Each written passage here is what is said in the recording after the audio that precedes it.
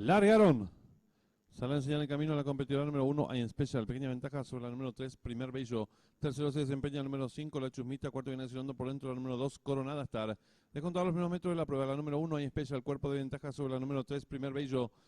Tercera se desempeña por dentro, ganando un terreno rápidamente la número 2, Coronada Star. Cuarta viene accionando el 5, La Chusmita. En la quinta ubicación el 6, Storm Marioneta. Cierra la marcha el 4, Alondra Feliz. Las competidoras se están enfrentando el codo. Hay lucha en la delantera, la número 1.